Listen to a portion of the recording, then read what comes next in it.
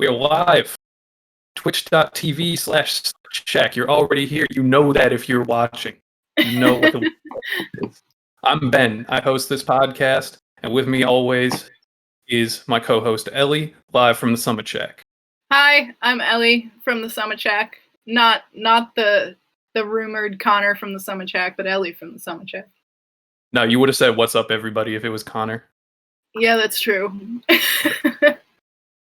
All right. Next so, Summit Shack t-shirt. I told y'all, been hyping us up with that Twitter account for like a month now. We got a banger to start this season. We have Ryland from Origami Angel here. Say what's up, Ryland. Hey y'all, what's going on?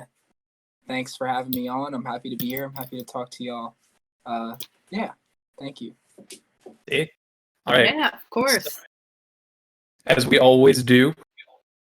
Actually, I guess this is our first episode of season 2. I should probably explain what we do. There's some people here that probably haven't listened to us before, people like Twitch streams or whatever. So, no one cares about your band. It's basically exactly what I said.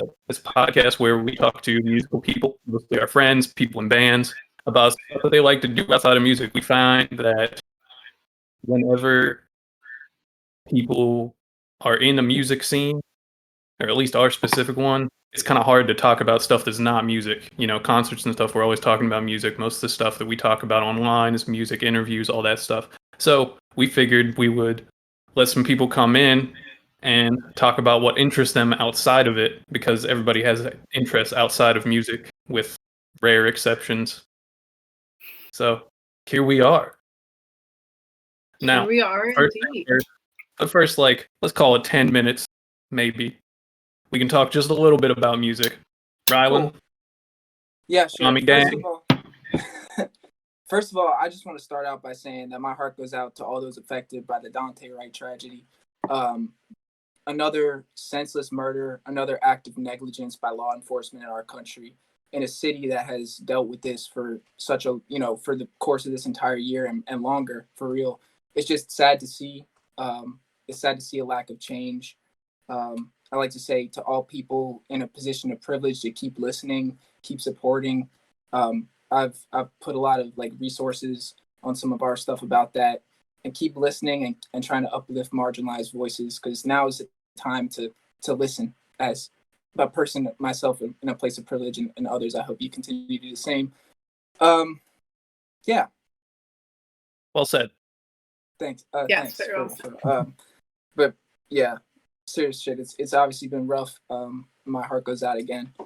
But yeah, in terms of music, we've been working on some stuff during the pandemic. Obviously, it's been such a rough time, for everybody. It's hard to play music. Obviously, y'all know, being people in this scene, our whole thing was just stripped away from us. It happened to everybody.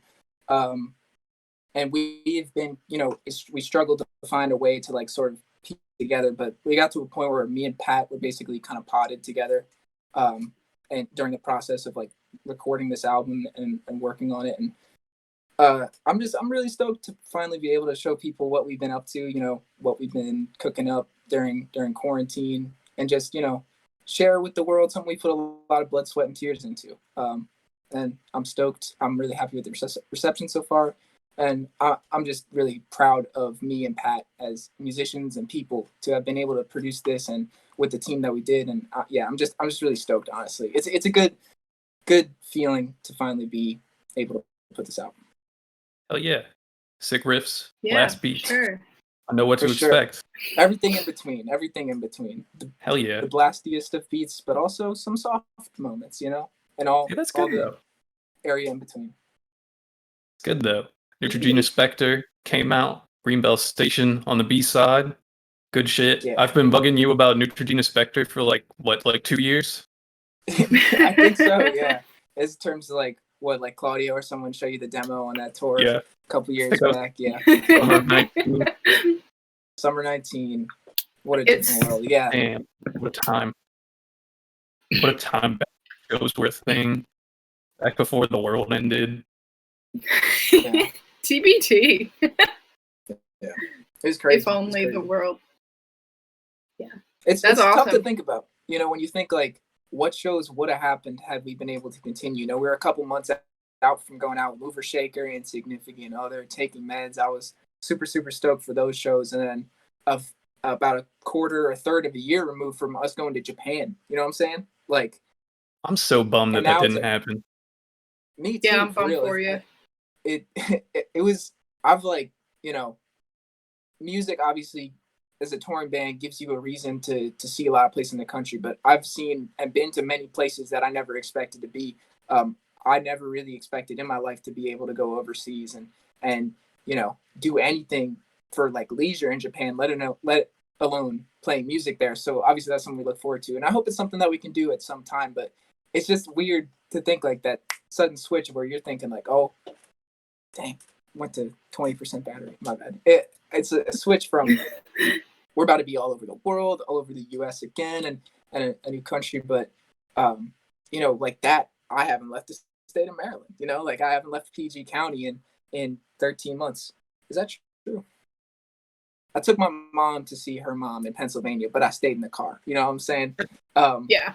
But it's just been, you know, it's been wild. And I'm feeling off the grid and stuff like that. But I'm really just, you know, trying to put it all back together and hopefully, you know, there's a light at the end of the tunnel somewhere.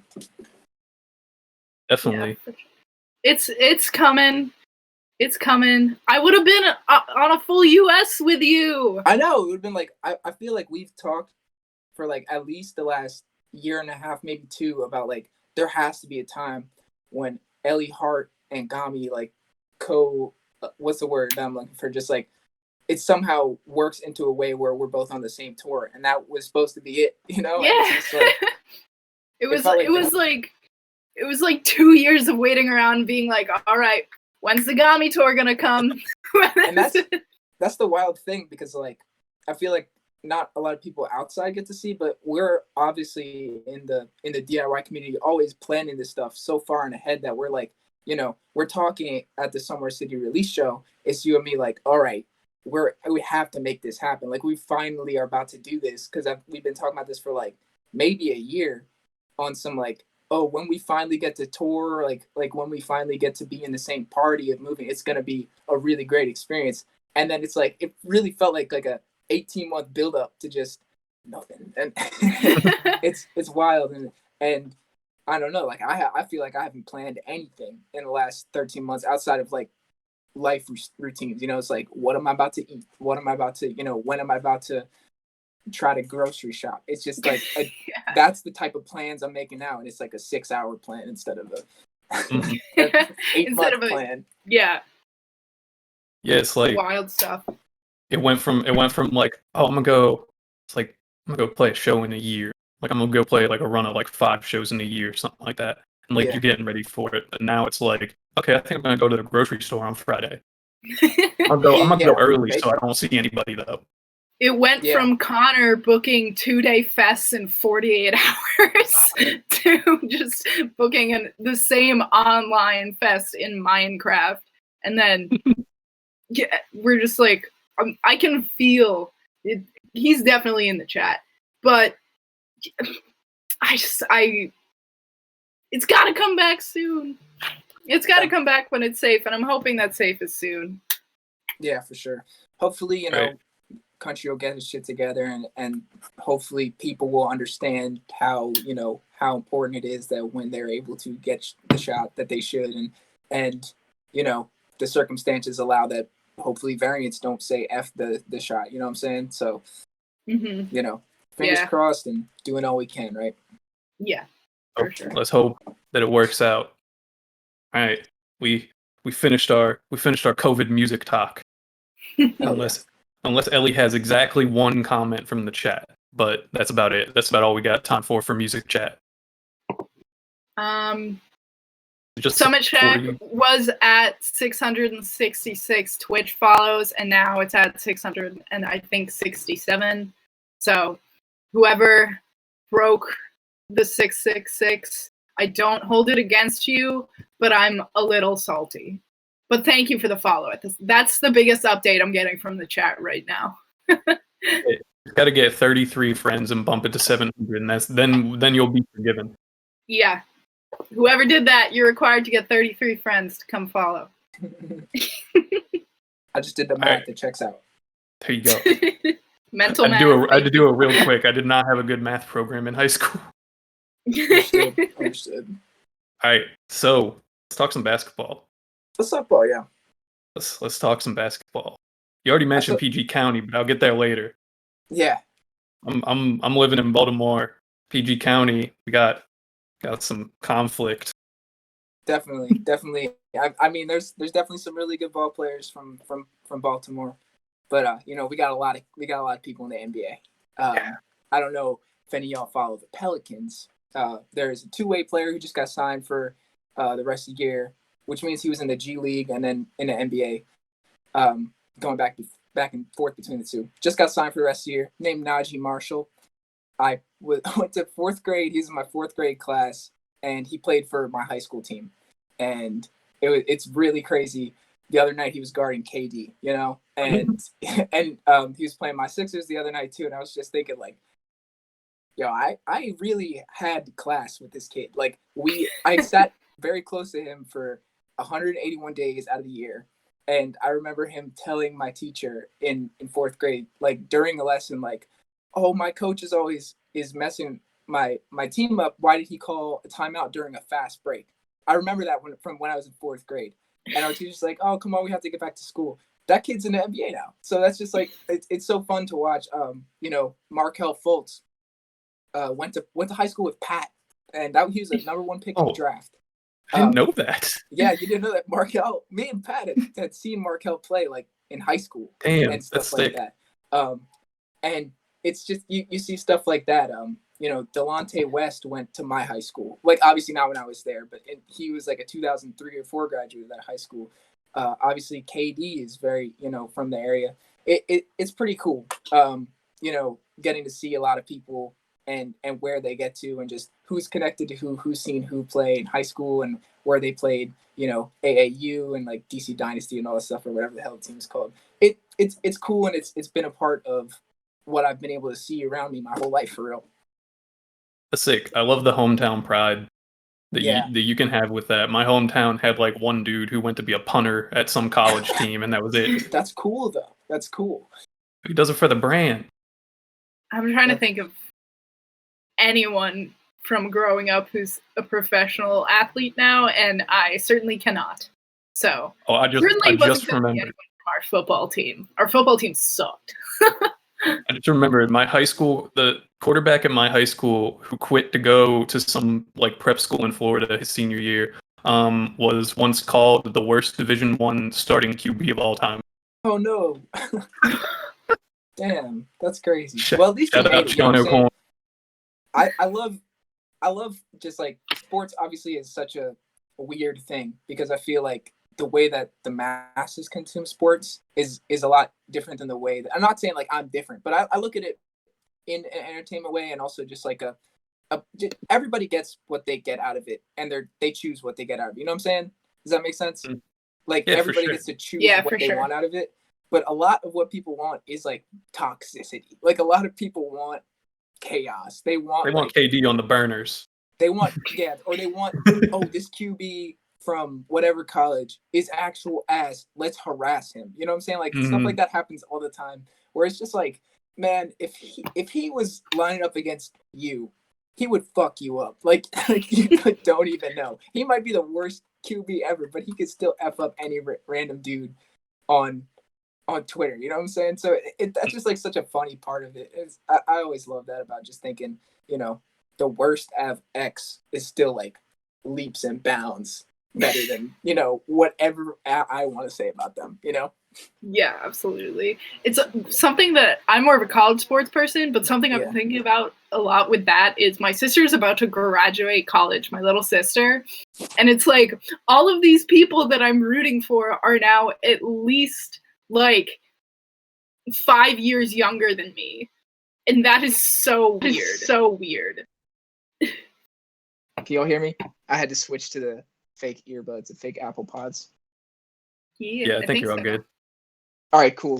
They don't really fit me, so it's gonna be a struggle. Make it work. Yeah, no, that's the funny thing about college sports is like when I was watching the national championship game a few days ago, it's just like the kid with the game winner and the Jalen Suggs is like 19, and I'm like, damn, kid's actually like 3 or 4 years younger than me, and he's doing the wildest shit, and millions of people are gonna remember this moment for the rest of their life, and it's crazy. Yeah. That's so wild.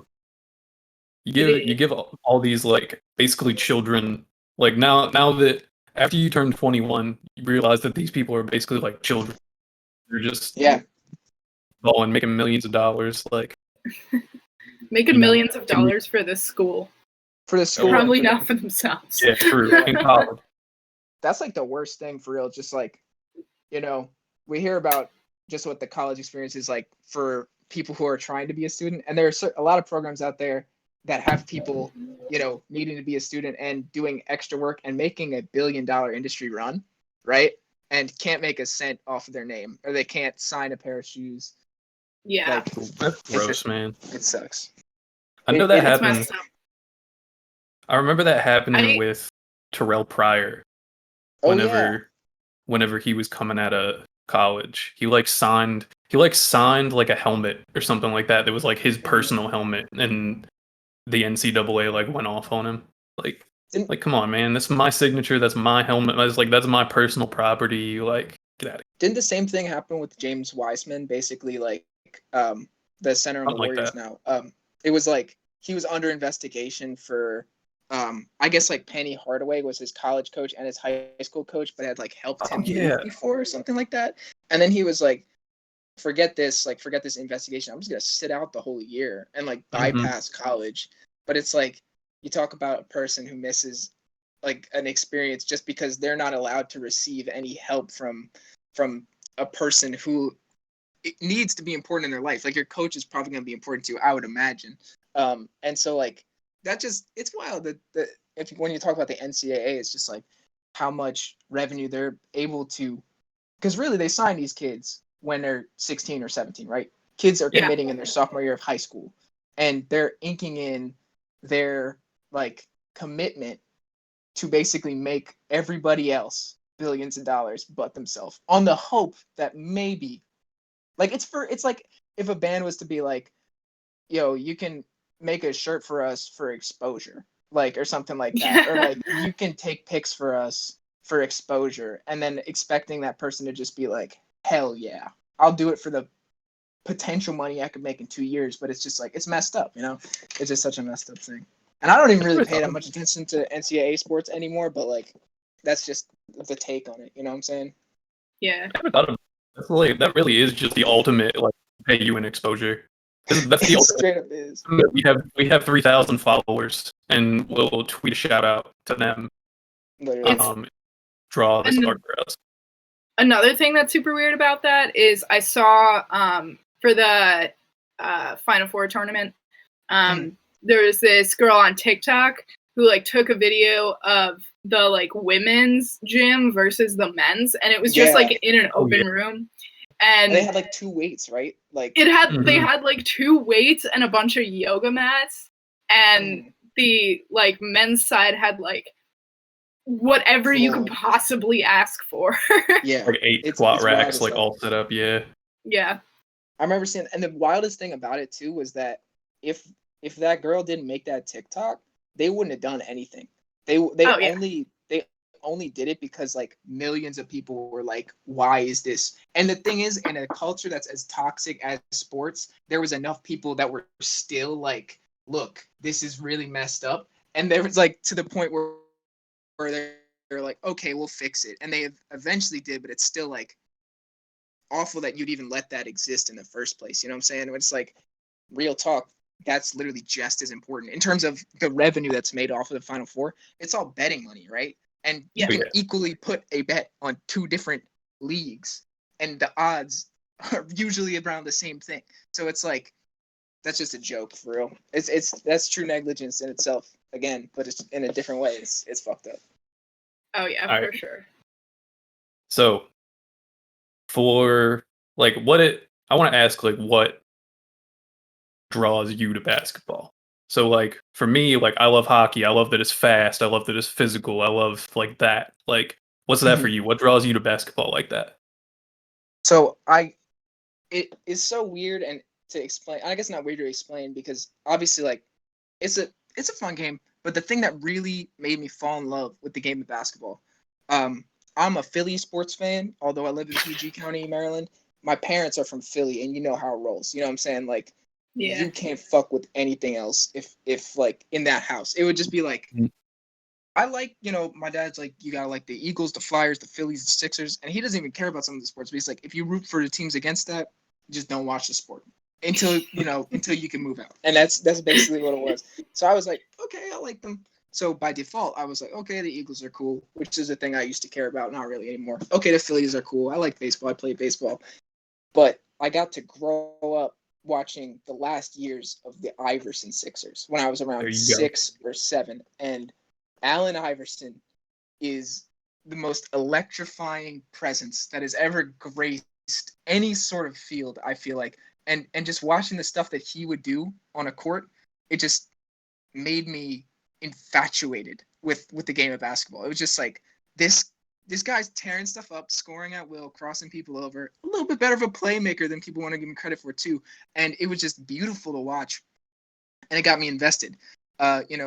Got to see him traded away to the Nuggets or whatever. It was kind of sad, but I was like, whatever, I'll follow this guy. And then there's other people who come through the Sixers. It all starts with the Sixers. And then, it's the Sixers in national games. And back then, 2006, 2007, it's LeBron on TV, right? And Kobe. And you get to see these epic matchups and just getting to see how different people, different sizes play this game in different ways. Chris Paul was another person that made me fall in love with the game. It's just like, seeing these people, you got like LeBron, just this enormous dude, this truck body, but is facilitating like Magic Johnson, and it's like just seeing how he can carry some of the 2007 Cavs. I remember specifically, and talking to people at school about like, oh, this guy is amazing. He was like 22 when that happened. Yeah.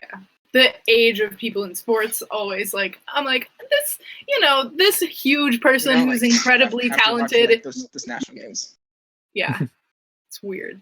It's wild. It's wild. And then I guess later I got to see just how much of a presence it was in our local area. Although the Wizards were never not like that, but I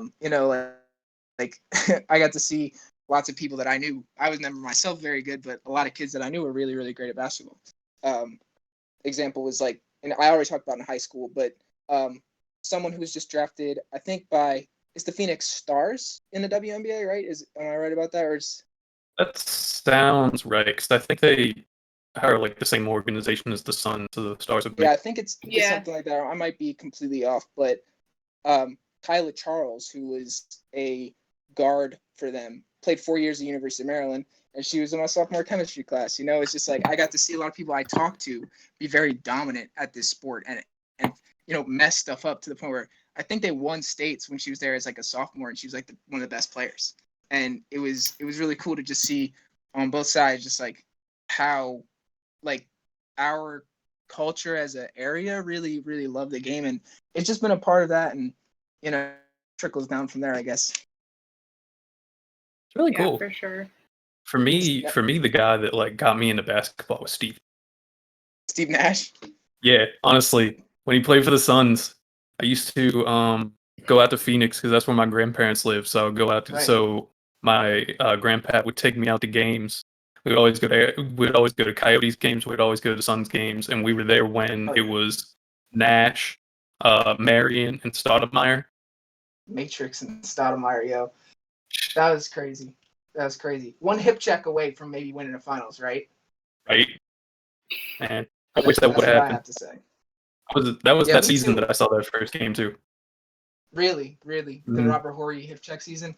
Yeah, I mean, Nash is incredible. That whole team, I mean, one of my favorite things about that team was Marion. And you see what happens when he gets traded away. And I didn't really know it as much in the time, but he was part of the Shaq deal, right? He got traded for Shaq. I think so. Or did they give away when it was 2008 or something like that? It was something like that. And their defense went from first to last. And you talk about a dude who was prototypical. You look at people now Andre Iguodala. You look at PJ Tucker, Matisse Thybulle. These people who are defensive beyond their own body, people who can play that side of the ball. better than people who are like a foot taller than them, Mhm. even though he was not, super short. That's the prototype right there, right? The guy who can defend the center position at 6'6", 6'7", the person who could maybe hit a couple wing jump shots, but then really just make your team work, where you're allowed to put Amari Stoudemire at center and you're allowed Mhm. to run Steve Nash just crazy over the. Yeah, it's.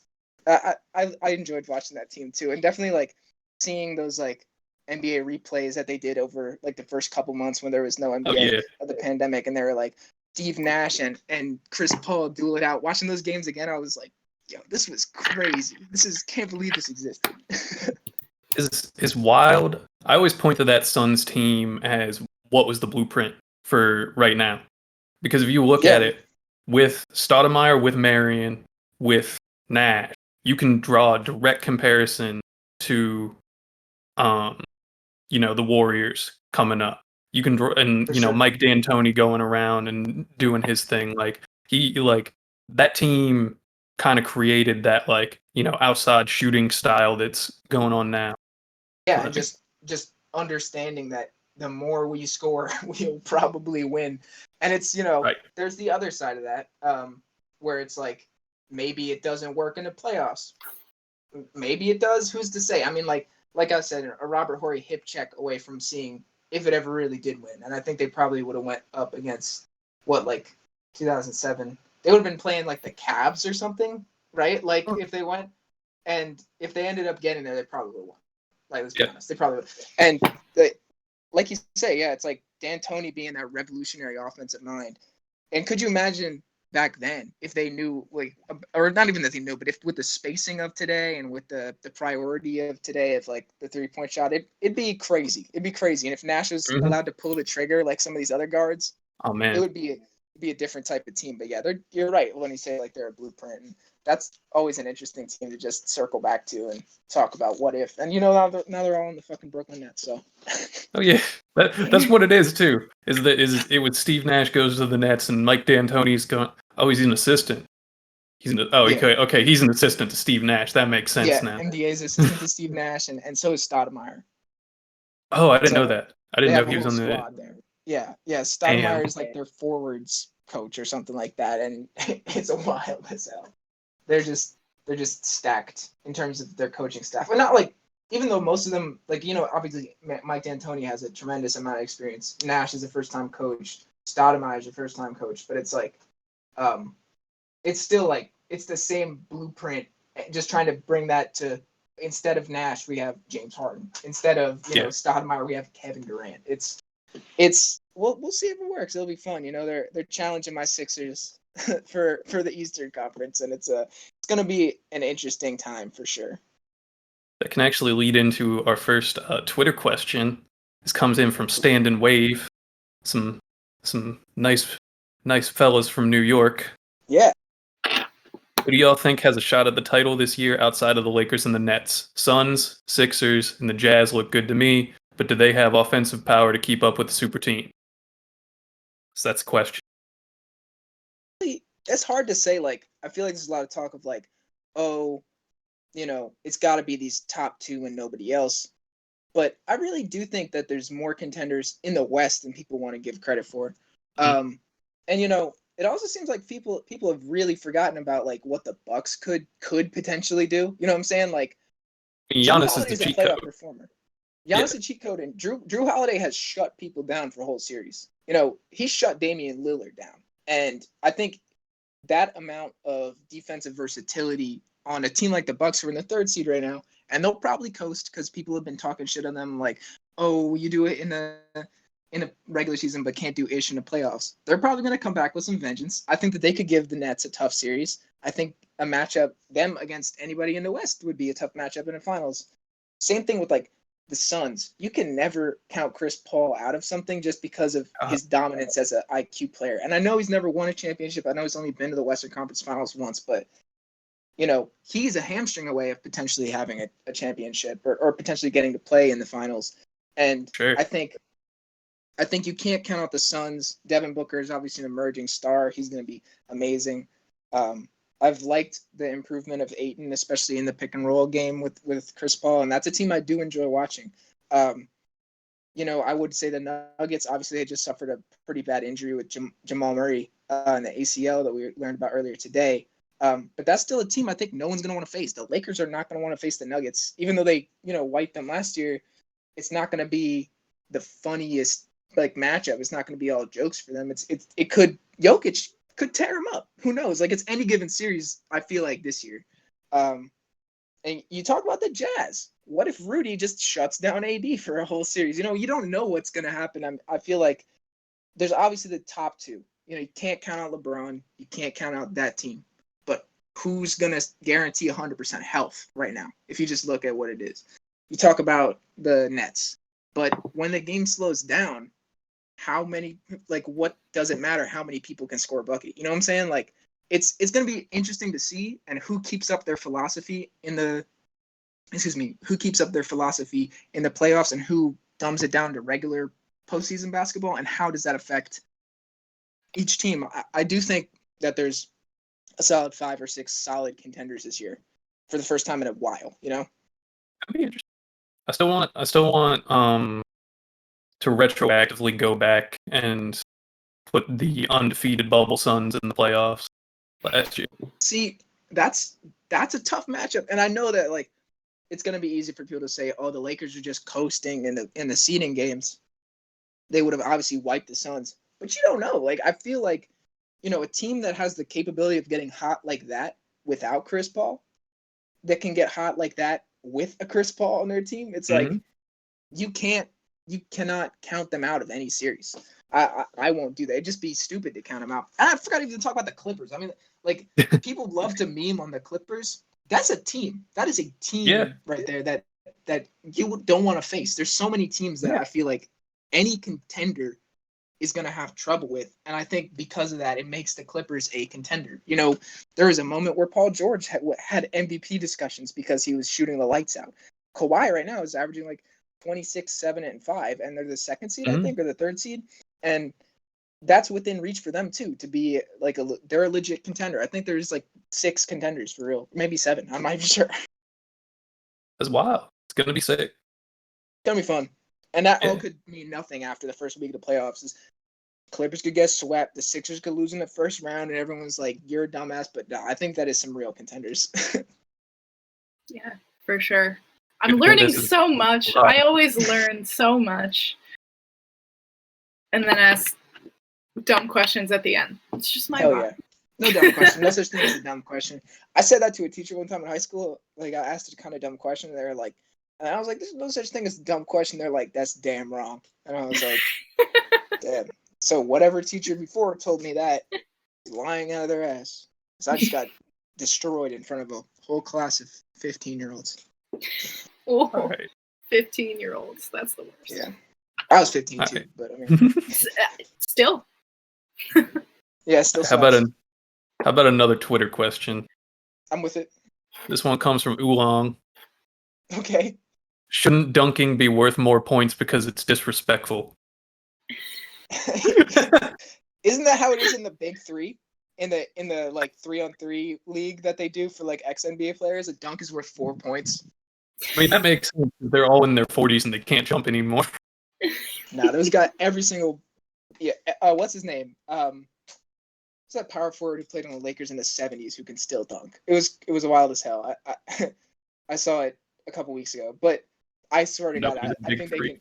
People can still dunk in the Big Three. But it is very disrespectful, and I think because of that, it is worth more in a sense. When you see a dunk like Anthony Edwards on Yuta Watanabe, or even against my team, like Karl Anthony Towns against Embiid a couple nights ago. Oh. What was the crazy dunk? Miles Bridges on Clint Capella a few days ago. That's worth more than just the points on the board. It's like when LeBron was like, 2 points is not just 2 points. Trust me. I'll explain later. That's what that is. A ridiculous dunk like that will make that person think twice about, ever effing with you in the paint again. And it's one of the funnest parts of any sport to me. It's just posters and just thinking that can turn a run, one flashy dunk and a team is ready to go out there and fight for that guy.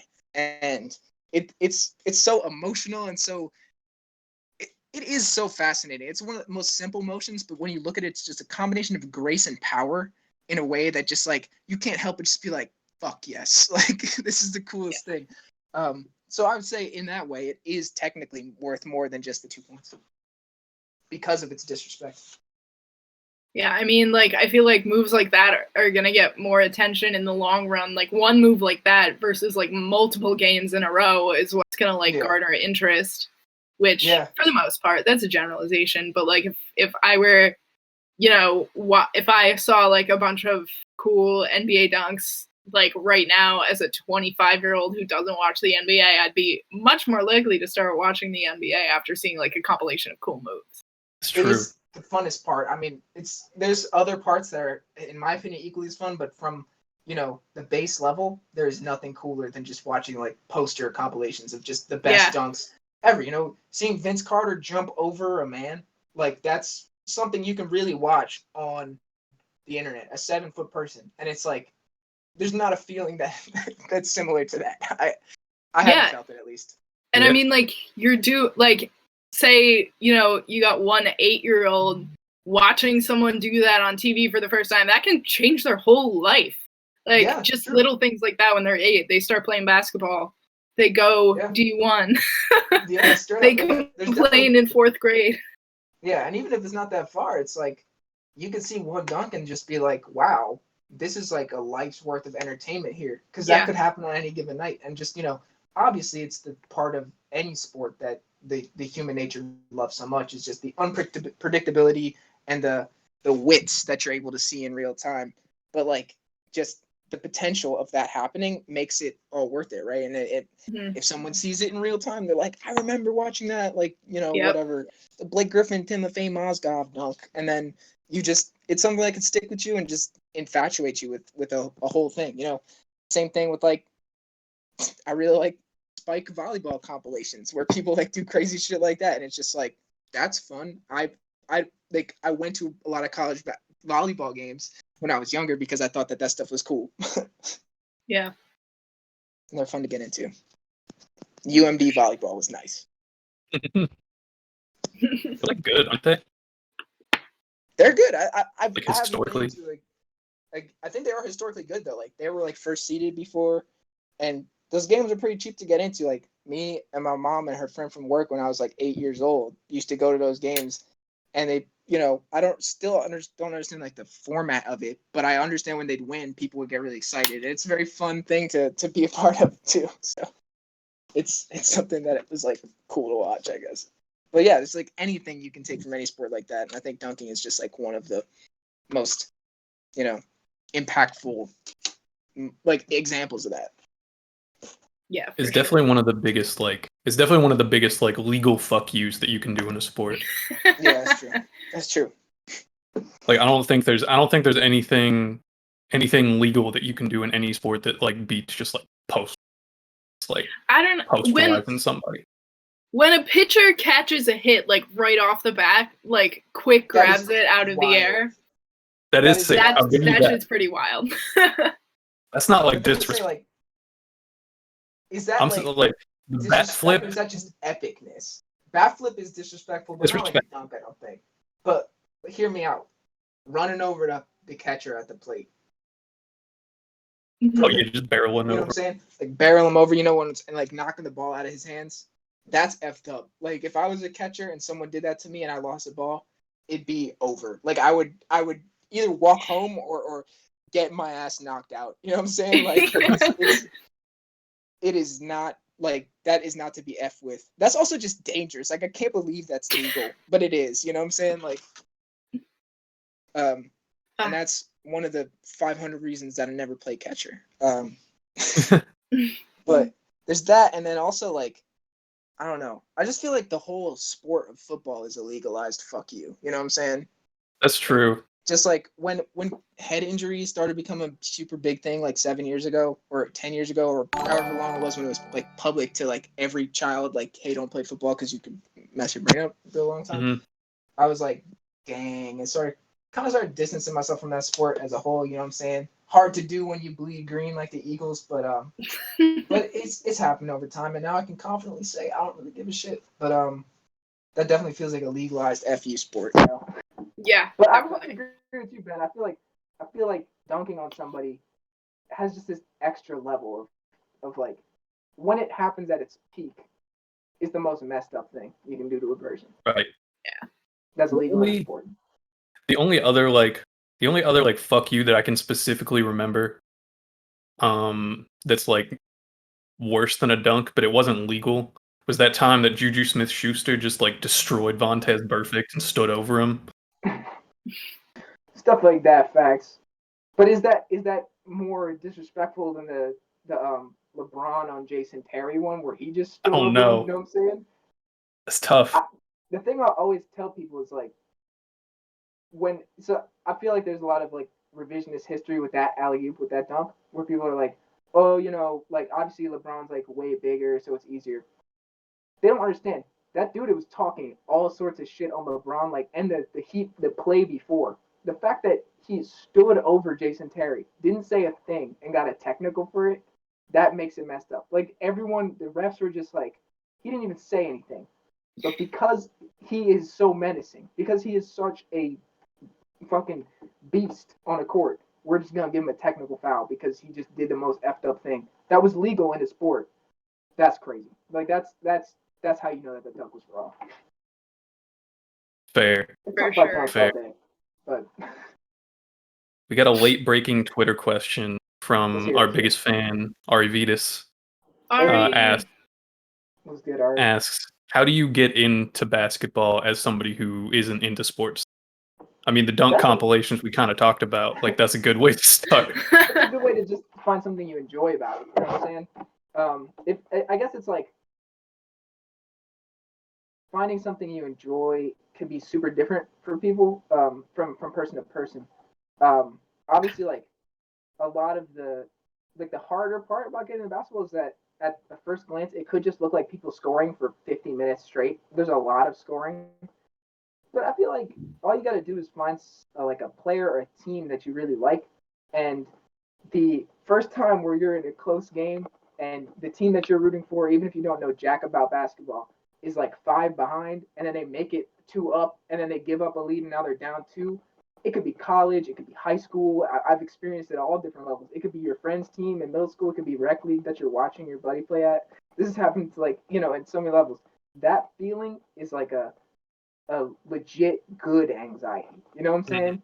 Like, and some people it might be a bad anxiety to them, but to me, that type of like stress is like healthy stress where you're like, this is crazy. If it ends up bad, it's like, damn, that sucks. Ends up good, is unparalleled feeling, and sort of that feeling is, I don't know. It happens in all sports, obviously. It happens in a lot of different parts of life, but it's addicting. I feel like, and it's part of what can keep you going back. But like we said, dunk compilations work. Finding your favorite player and like best moves. Like I don't know, Steph Curry got a lot of people into basketball. Watching a Steph Curry compilation might be up your alley, or Allen Iverson or Penny Hardaway or Evan Turner. Who knows? It could be anybody that gets you into it. Watch and one mixtape. That's legit just too fun, like that stuff is too fun. Like that, or go to a globe. Yeah, Globetrotters for sure. I mean, thousands of kids get into basketball just because of the Globetrotters. That's true. I also highly recommend. What'd you say? I guess like I say, it's hard to find a starting point, but if you just like it's for people who just want to watch a game, usually they schedule good national games around this time of the year on like what's it, TNT and ESPN and all that shit. And also you can find a legal stream no matter what, or a stream. I don't know what fucking you can find anything you want like that is on TV on the internet. And just like watch it, the big one, like watch the Lakers play the Clippers or watch LeBron James highlights or something. I don't know. It's tough because there's a different starting point for everybody. But yeah, or like I think Ari's from Chicago, right? The Bulls just got a trade. They just got Nikola Vucevic. Maybe watch the fourth quarter of a Bulls game. Could be really fun to watch. Also, you don't have to watch to enjoy. Like, there's lots of people who just watch the box score and that's fun too. So good though. Yeah, All right. it's there's so many ways to enjoy everything, really. It really is. I highly recommend just watching just any playoff game to get into a sport. That's true. That's true. Yeah. The playoffs are fun because, like, just in any sport, because, you know, you follow a team from the beginning of the playoff, and then, like, for example, like, Notre Dame college football was, like, pretty good. Like, they got to, like, the semifinals, I think, and they were against Clemson, which is much better than Notre Dame. And, Right.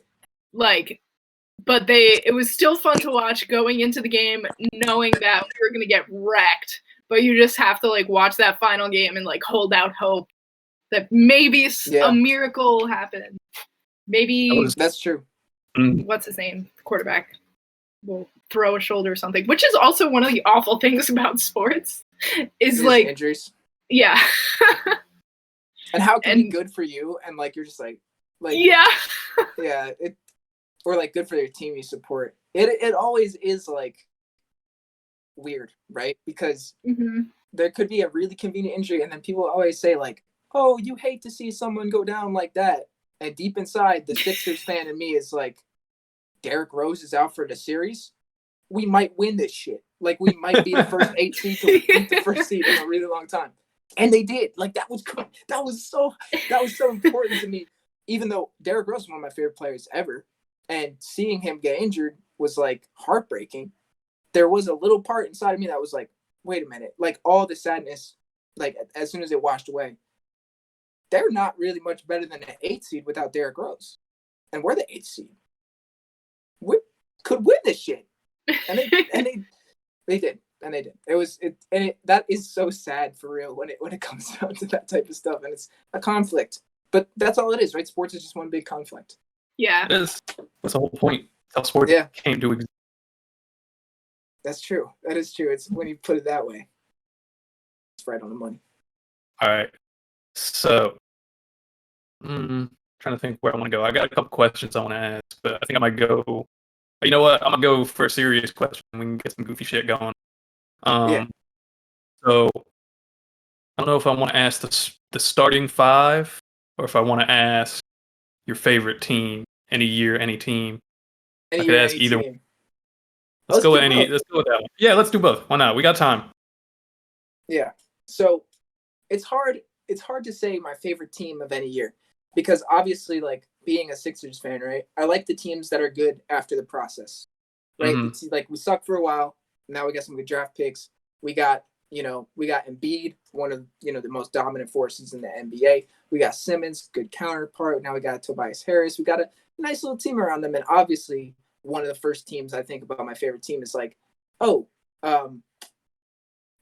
Jimmy Butler, JJ Redick team that we had with Simmons, Embiid, and Tobias Harris. That was a really incredible team to watch. Obviously, it ended with the miraculous Kawhi Leonard shot.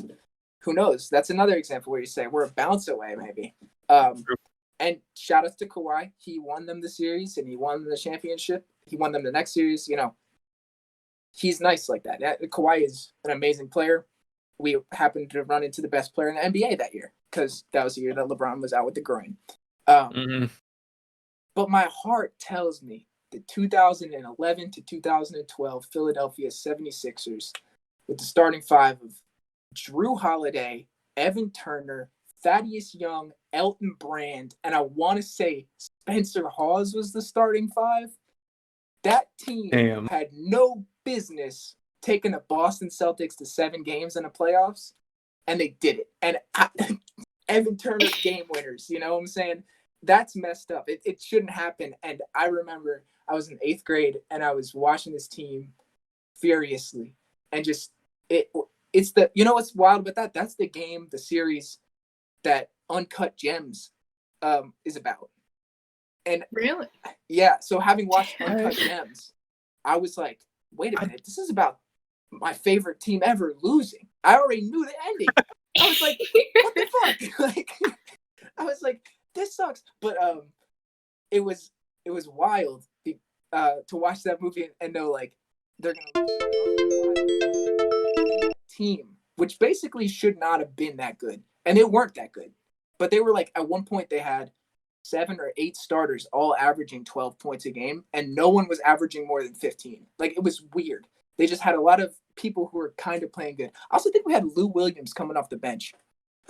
It was wild. And that's the year Derrick Rose tore his ACL, and we won in the series.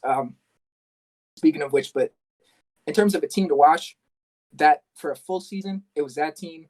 And then this year has been an electrifying season to watch the Sixers. And it might be recency bias, but I'm infatuated with this team. They're fun as hell to watch. They're fun as hell to watch. Sure. From top down. So obviously I'm going to be a homer. Teams outside of like the Sixers that I've really vibed with. That's hard to say. Because obviously, like, I really did love like the early Cavs LeBron teams when I was like just starting to watch basketball, because they weren't nice. But Delonte West went to my high school, and I wasn't in high school then, but I knew he was from the high school that I was going to go to because of my local area. And I thought Mo Williams was really cool, and Big Z was wild too. And I liked watching those teams, and I didn't understand till years later that how hard Mans was carrying them. You know, like how much of a godsend it was that he had brought them to conference finals and NBA finals. That's always going to be a team, and I always fuck with LeBron like that. You know, as far as that goes. There's other really fun teams too, like I don't know, like the Brooklyn Nets from 2018 or 2019. No, it's 2018. Oh. Like before they had KD, when it was before they switched it all up. Yeah, when it was D'Angelo and Jared Dudley and Karis LeVert. Was that when they just traded for Kyrie, or did they trade for him that year? They traded for him that offseason, I think. Right. It might have been 2019 that I'm thinking of. 2018 or 2019 Nets. Kenny Atkinson was the coach, and he's a great coach for what that team was. It was just a really, really fun team to watch, and they had a bunch of chemistry. Like, there's a lot of people on the team that were like in their contract year, but they weren't getting that much playing time. And usually you'd expect that to be like, oh, they're like depressed or some shit on the bench, like not having a good time. But all those dudes were just engaged in every game. Their bench was always dancing and having a great time. It was a fun team to watch from the beginning of the season. Yeah. But yeah, that's definitely the non-Sixers ones that pop out. Lob City too. All right, Ellie, your turn. My turn? I got a question from the chat. Oh yeah, shoot. Question from the chat. As a Sixers fan, how did you feel about the 2019 conference or semi-conference finals against the Raptors? Oh, yeah. Just talk about that. Yeah, that's the one we were just mentioning with the Kawhi Leonard buzzer beater in Game 7. Listen, it was a hard-fought series between two excellent basketball teams. It's a heartbreaking loss, but at the end of the day, the team that we lost to won the world championship. They won the NBA championship. And because of that, there's, something you can take from that. And the team that the Sixers had that year was electrifyingly fun to watch. And I enjoyed the growth of that team from the previous season to that season more than most teams I've ever watched grow. And obviously they had some help, but, I've never been the one that's like, my team didn't.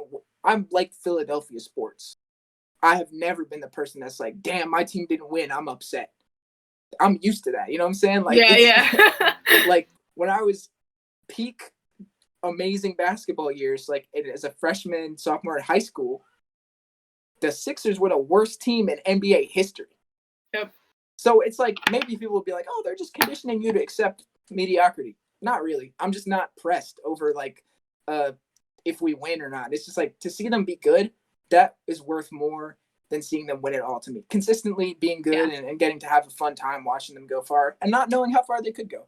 So 2019 could have gone either way. The Raptors won. They were probably the better team. They had a better player. Kawhi Leonard was the best player in the NBA that year. And they won it all. You can't take that away from them. And shout out to them for that. Yeah, for sure. Shout out to that Raptors team, honestly. That Raptors team was nuts. Kawhi was out there just trying to prove everybody from the Spurs wrong.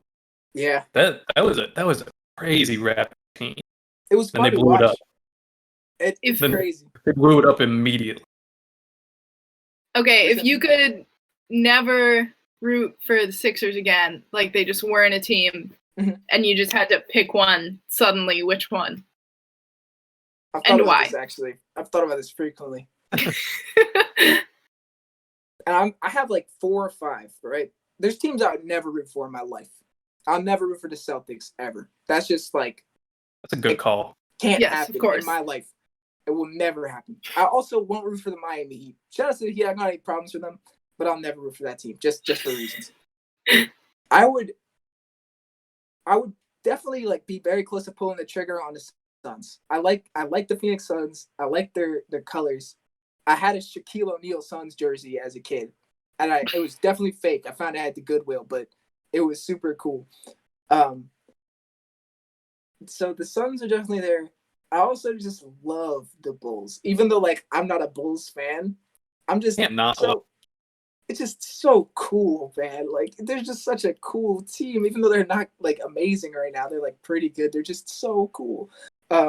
It's just an amazing history. Amazing when you see that jersey, even when it's on freaking Cristiano Felicio, you know it's like Michael Jordan wore that shit. You know what I'm saying? It's like that is the same brand. It's the same.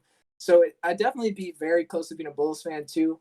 And then a couple honorable mentions would probably be like, I would probably root for the Wizards a little bit. I still kind of do. Like there's this inkling in me that's like, okay, if the Wizards won right now, that'd be really cool. Like if the Wizards were good, maybe, I'd be excited. maybe But, Russ will go off. Maybe we'll make it happen. I got Those are another the- question, and this Yeah. is the most important question that I've asked so far. It Okay. is, what do you think of the trailer of the new Space Jam movie? Oh, I got a Twitter question related to that. I know what to think of it. I think it looks super high qual. I would expect nothing less. I was actually talking with Eric Smeal about this the other day. I thought it's really funny that it's a movie with LeBron James and LeBron James' son, but it's like a fictional son. It's not like that's like not his son's I didn't name. even know He calls that. him. It's not his actual son that's like playing in high school right now. Yeah, it's so like I think his sons are LeBron James Jr. and then Bryce, right? But he calls the kid in the trailer Dom, which maybe is Dominic or something like that. And I was just like, that's weird. Like that's not his kid's name, but that's cool. So that was like, it's weird that that's my takeaway. Now I want to see if Michael Jordan's kids were real in the first one. I don't Yes, think that they were. I don't think that it was. You think they were actors?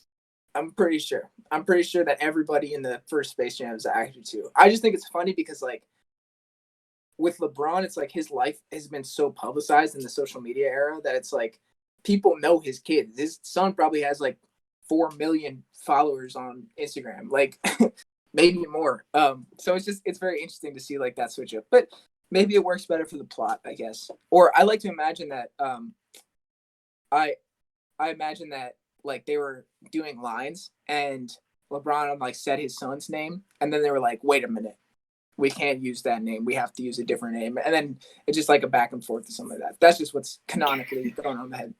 But It is funny. I would have to say I'm curious about it. But I'm not sure. I don't think like I'm not like a Space Jam head. You know, it's not like it's not going to be like the best and most important thing in my life if it's epic or not.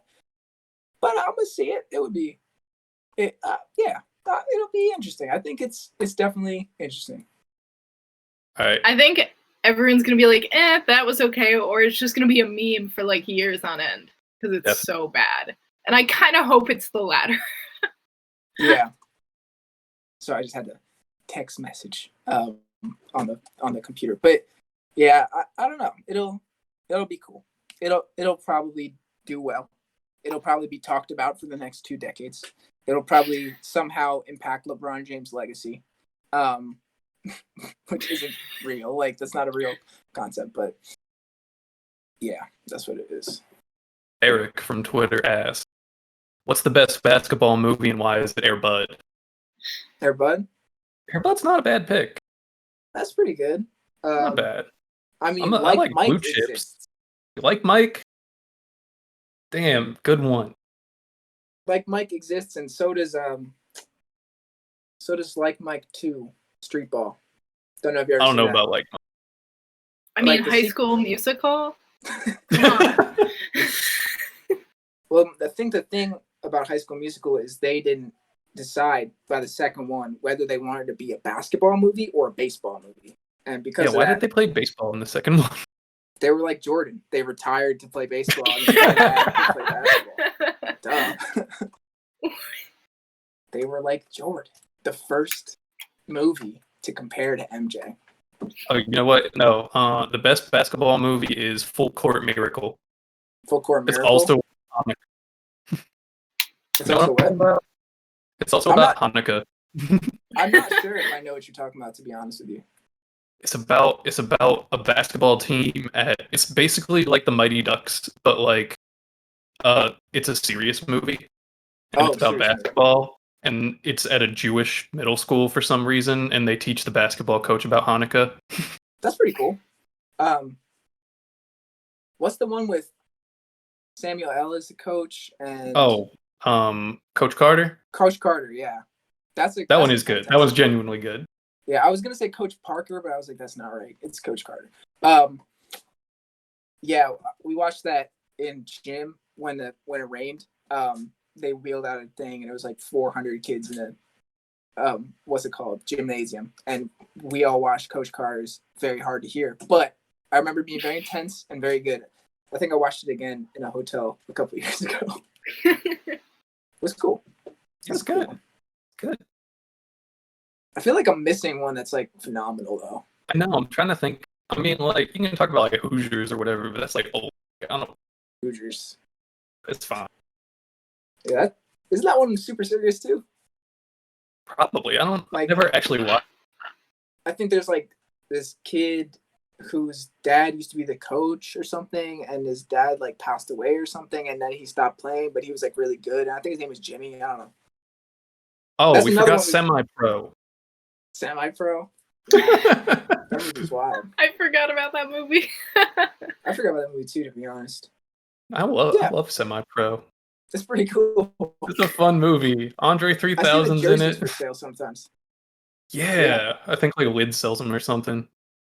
Yeah. Oh, The and colors Uncle are Drew. so nice. Uncle Drew. It was a bad movie. I never saw the full movie, but I'll tell you what, the skits, like the Pepsi commercials, some of the best commercials ever made. Those are good. It's like Uncle Drew and Terry Tate office linebacker are like tied for like goated commercials. Oh yeah, wasn't it Terry Crews?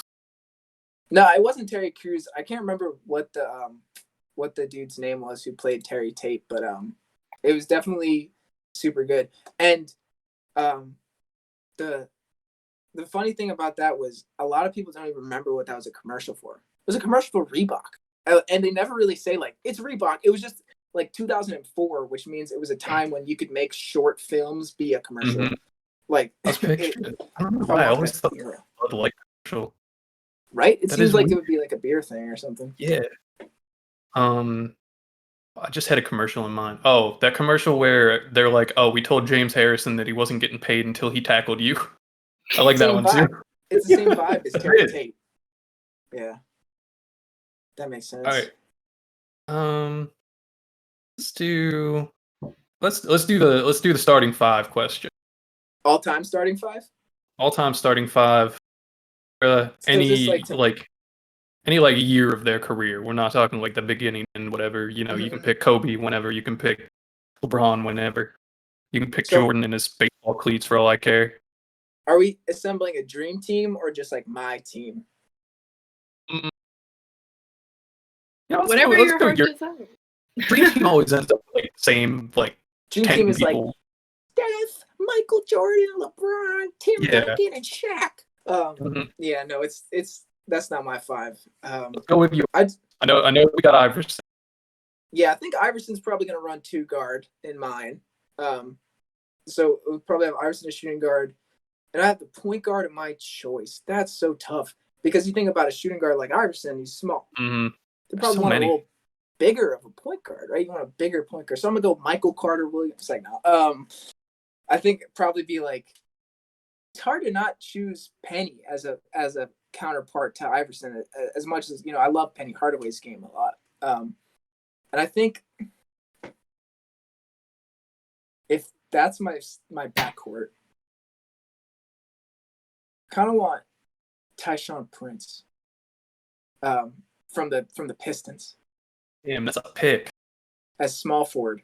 I don't know if you ever seen that block Who's good? against Reggie Miller in maybe like Mhm. 2003. Maybe the best defender ever, if we're being honest. Know Crazy exactly defender. And I love watching him play. So we'll say that at the 3. And now at the 4, I feel like this is the hardest one. But who's a 4 that I've enjoyed playing the most, but is also good? To balance out this team, I think you put Dirk at the 4. I think you put Dirk Nowitzki at the 4. Good call. Good call. And Nice then- big guy. Yeah, a nice big shooter to work around Iverson. You know, that pick and pop with Iverson would be crazy. Him and Mhm. McGrady in a roll would be insane. And now, I think, what do you want in the middle? Who do you want as center in this dream team lineup next to Dirk? Anybody could work, right? You got But some I'm good trying to- options. There's some amazing options over time, but I'm going to Plenty just go of with my – I think Hakeem would go crazy there. Hakeem is my favorite All center right. of all time. So, Hakeem Olajuwon. So, yeah, we got Penny Hardaway, Allen Iverson, Tyshawn Prince in the middle, Dirk Nowitzki, and Hakeem Olajuwon. I think that works. Good pick. All good picks. Nice because it's not the dream team. It's not the same 10 people. Yeah, this is every time it's like, who are you taking? It's like, I'm taking Steph, Michael Jordan, putting Kobe at small forward, LeBron at power forward, and Shaq. Like, it's always that. They never give Kobe the ball because he just holds on to it forever. Oh. MS, no, Kobe averaged 6 a game, 6 assists one season. Kobe's an underrated playmaker for real. I think one of the best He knew how to do highlights of it. his career. He could do it. One of the best highlights of his career is that wraparound pass to Lamar Odom for the dunk. Mhm. That's amazing play. I was talking about this at work the other day because all we do is sit around and talk about basketball. The difference between Michael Jordan and Kobe is that when Mike knew the game was on the line, he knew he had to take the game into his hands. He would do it with the assists. He would be like, okay, there's 3 guys covering me. I'm going to throw it out to Scotty. He can put it up. I'm going to throw it out to Kurt. He can put it up. But Kobe, he wanted to do it all himself when the game was on the line. It's true though. It's What do you more think it's of- more true than it's not. What's the most iconic moment in Kobe Bryant's career? What's the most important moment in his career? I got one. Leading the come from behind victory, game 6 of the Portland Trailblazers thing. Best play of that game is the alley-oop to Shaq, right? Best play of that game is him drawing a double off the roll. Scottie Pippen was defending him and then just lobbing it up to Shaq. You know what I'm saying? Another one of the Fair. most important plays of his career is drawing that double off of, I think, a high roll, and just perfect no look to Artest, right? Meta World Peace. Dishes in for 3, they clinch the series. I think there's more evidence that Kobe could actually, pass on the line than people give it credit for. Mhm. And it's hard to say because, I mean, it's weird, right? If Michael Jordan played with Shaq and someone always had to be doubling Shaq, he'd probably be taking even more shots than he already was, right? That's like, true. It's so different to compare them because it's like one of them transitioned from a second option to the best first option in the league. One of them was the best first option in the league from the moment he touched the basketball. You know what I'm saying? And it's just impossible to really like put him like that. But I do think there's a little bit more playmaking, nuance in Kobe's game than a lot of people give credit for. Fair. That's fair. Facts. All right, I got one more question, but I'll let Let's hear Ellie. I'll let Ellie say any comments before we get to that one. 'Cause I gotta Okay. ask about it at some point. You know me. If you could have, how am I going to phrase this?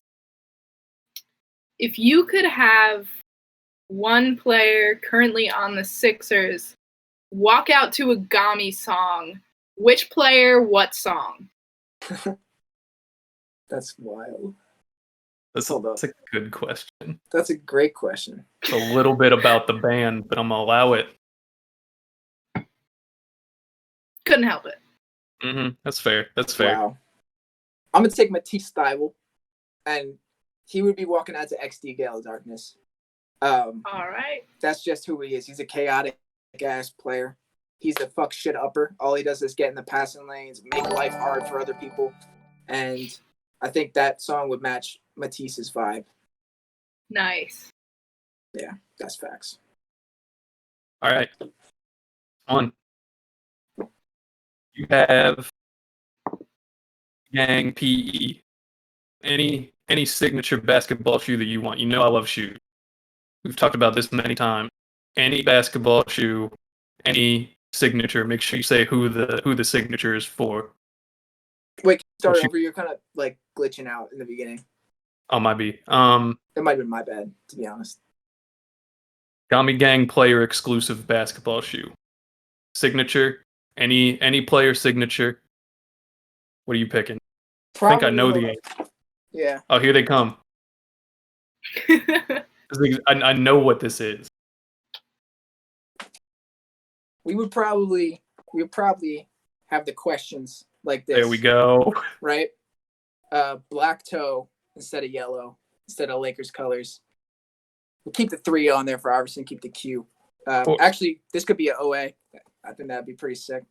And yeah, I just think a white and black aesthetic of the Reebok Question 1 would be Perfect. probably our go-to. I'm glad you had the visual example. That was Yeah, I that was was a like- good. This is definitely what it would be. It's the only new shoe I've bought in the last 2 years. That's sick. See, that's the advantage of now being on camera. That's what I'm saying. There we Yeah. go. Ability to That's show what we off got. shoe. Exactly. Damn, Hell I should have yeah. worn. I should have worn the old champion Jordan jersey I have. Oh, word. That's wild. That must be pretty nice. Or I could have worn the I love Bel Air those shoes. Academy Will Smith jersey. Equal flex. Do you have that? Yeah. Yeah, I think people like my Len Bias jersey from our promo picks. It's fake. It's not a real jersey.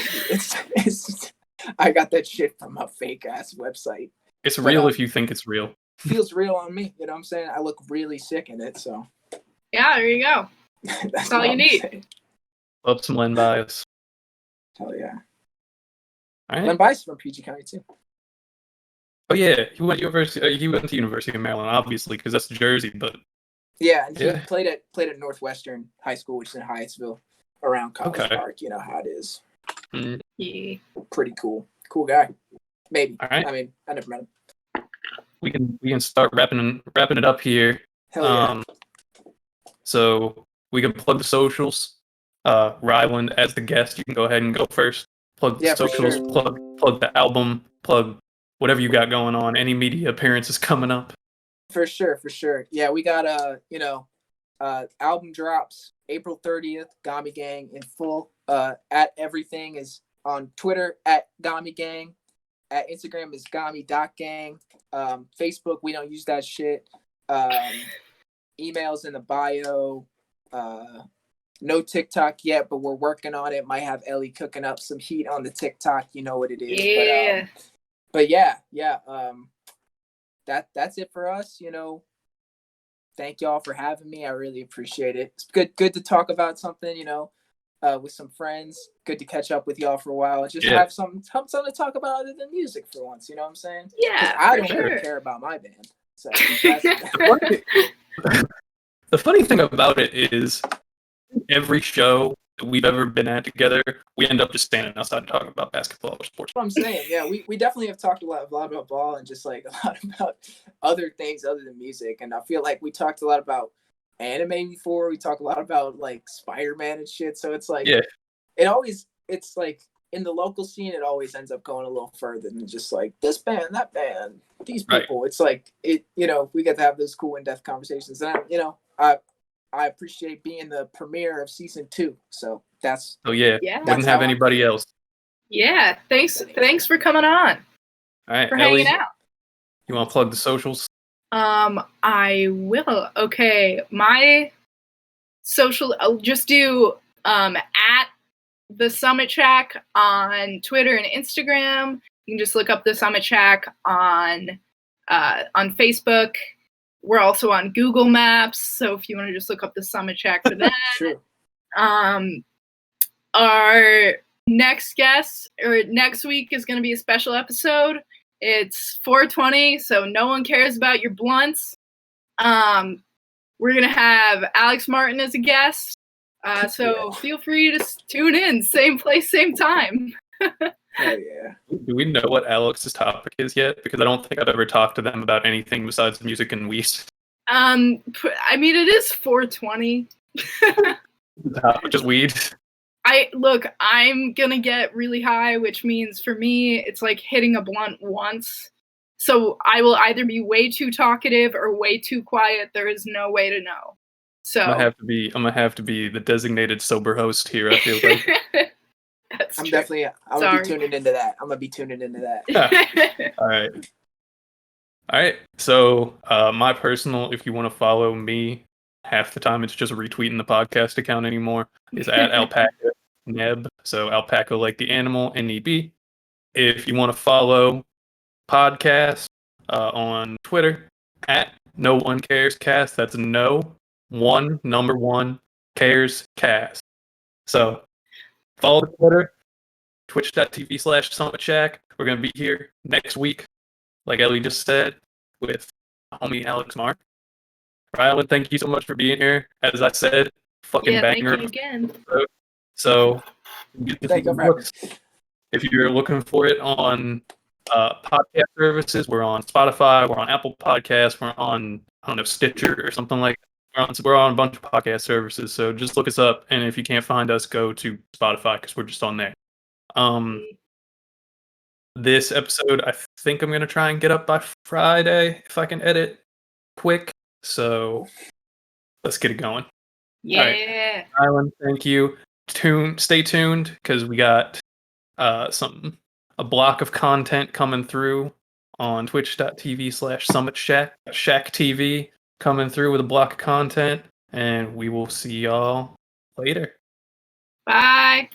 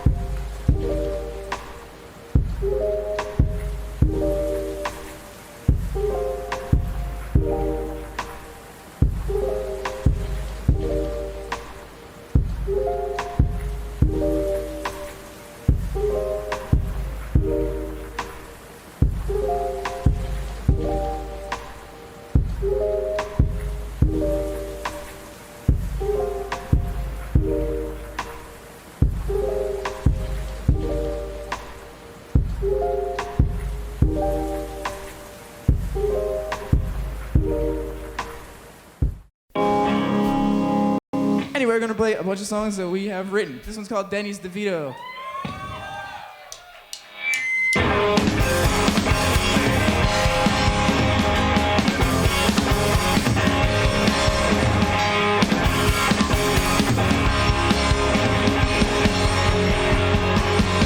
I know it's kinda dumb, staying up till 5, playing Pokemon, but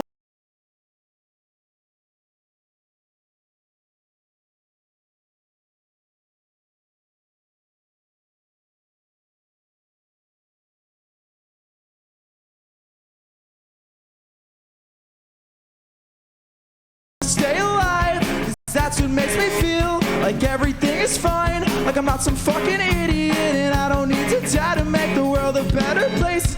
It's hitting my reflection every time I see my face. If every single molecule could ever be erased, I'd do it in a heartbeat before you could ever say you're better